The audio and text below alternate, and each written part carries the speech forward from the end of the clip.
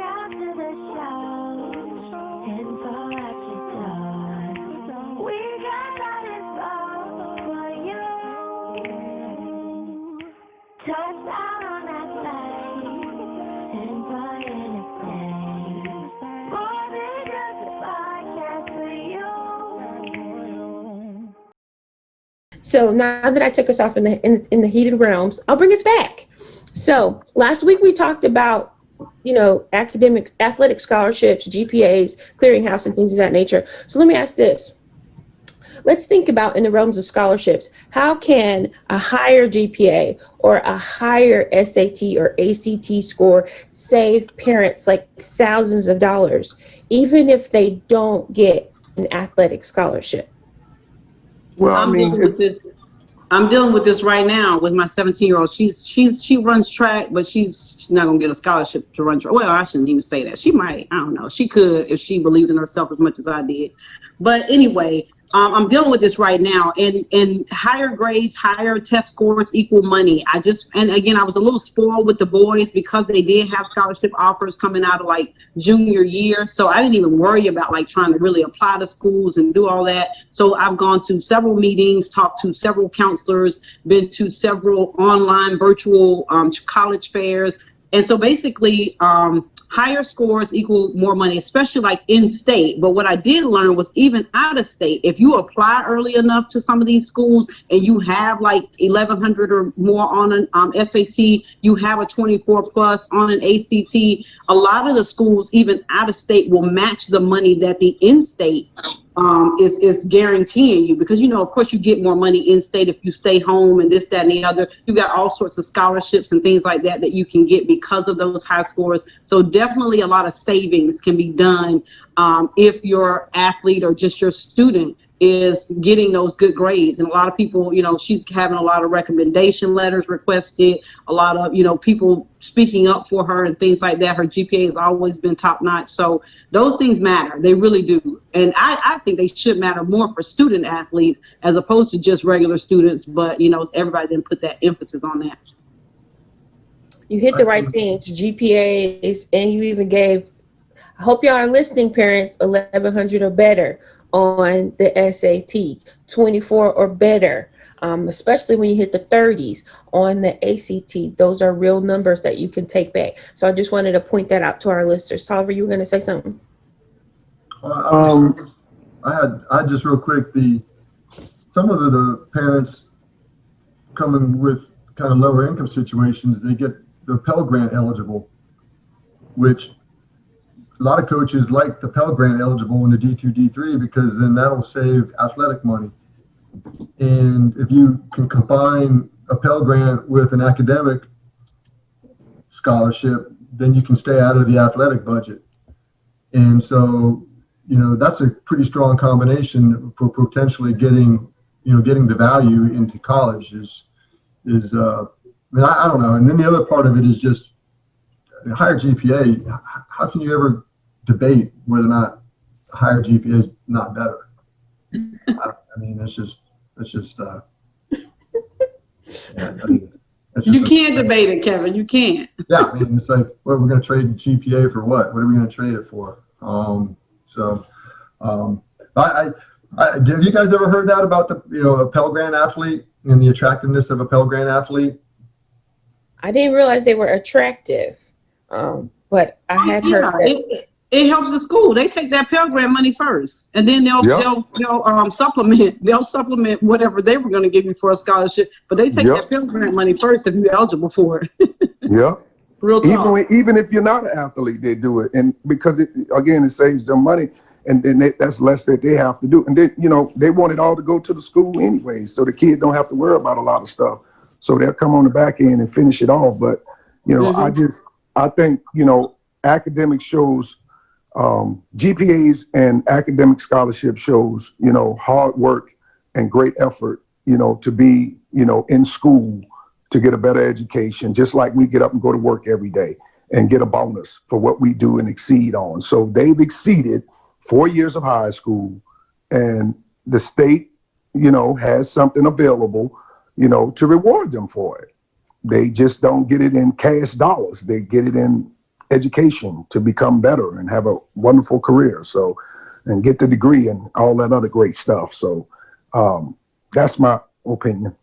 You know what was interesting was that there are lots of parents that don't fill out the FAFSA form. I learned that as I was researching for this question. And a lot of parents don't get money just because they don't fill out the FAFSA form, which is that was my mind. And I learned, like last week when we were on the show, we were when Monica was telling us that if you are a kid that gets an athletic scholarship and an academic scholarship, you may have to choose between one or the other. But if you're a kid that had, if you decide, my kid played, and even if they're having offers, I have a mom who her kid, he said, I'm not going to play college baseball because he had private money for his active grades. And the money that they get over and above tuition, room and board and books, they get to pocket that money. They have to pay taxes on it, but they get to keep it, which is a whole different experience than what we know to be true for people who are athletes. Absolutely. And D1 athletes, that if they are eligible for the Pell, they get to pocket the money as well. Like that money comes back to them. So it's a win-win, families. If you're out there and like James Etta said, the FAFSA, you need to fill it out whether you make a certain amount of money or not, because the FAFSA also puts in like work study. I never knew what work study was for until I was in school, and they used to always give me like $1,000 per semester, and that way you can work like somewhere either in the school cafeteria or in the school administrative office, and they work around your class time, and they just basically pay you. A lot of times people are in there doing their homework and doing whatever, but they're getting paid. Like it's money that's just allotted for students. And so you need to fill out that FAFSA. It opened on October the 1st. A lot of schools have priority deadlines.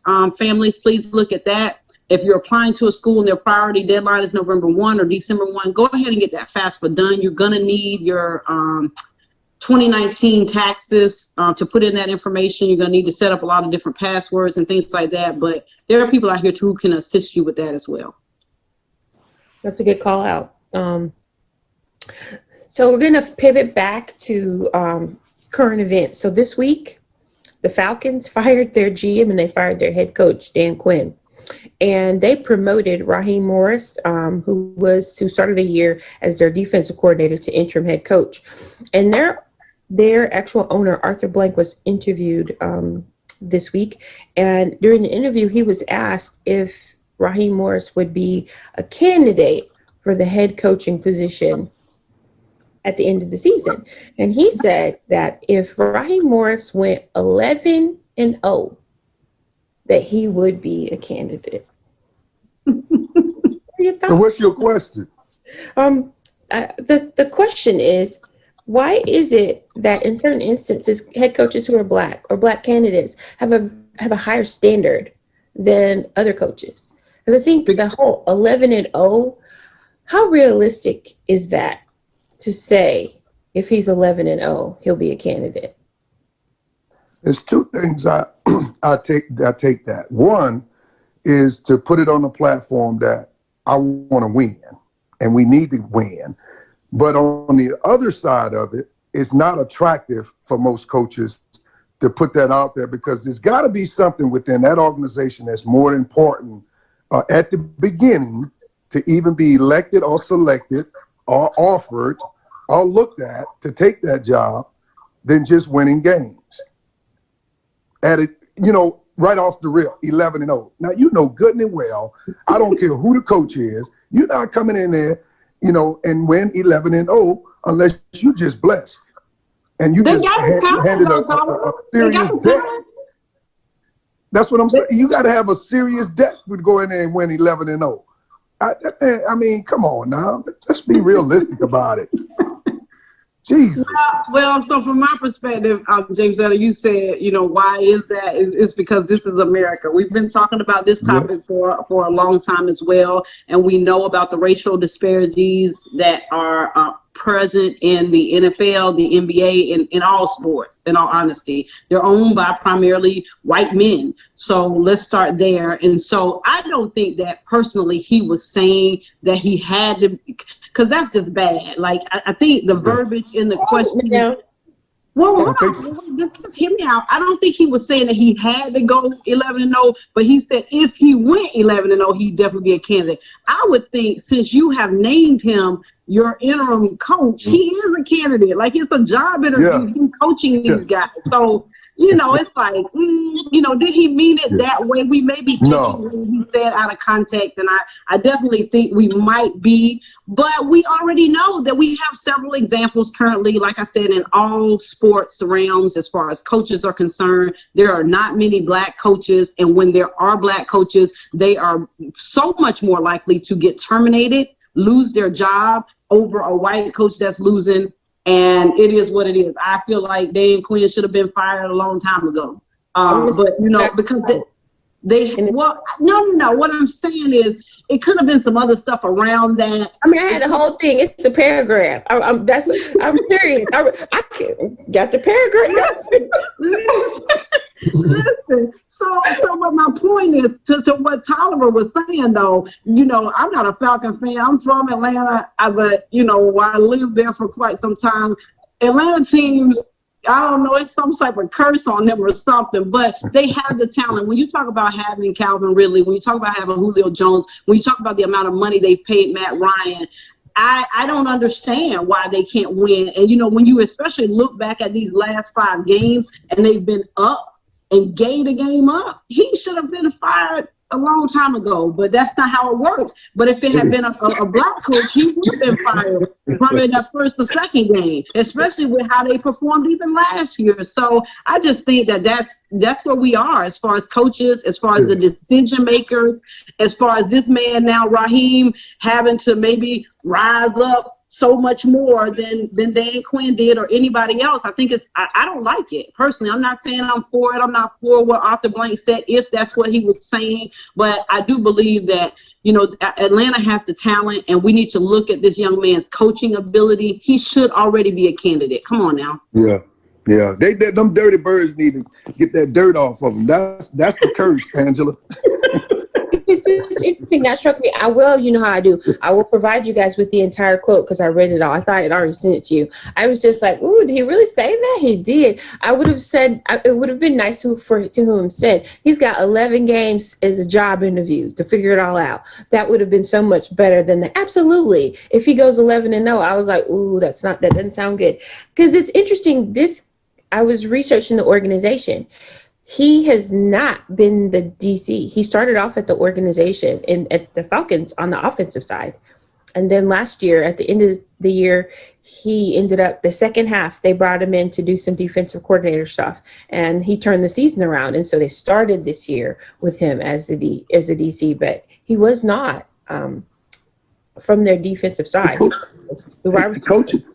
Coaching is being treated just like the players. What have you done for me lately? Can you coach it up? Can you take care of business? Because trust me, he's been being interviewed already, and seems as though to me he's on a good track right now. He just need to finish it. Right. So he's a hell of a candidate at this point.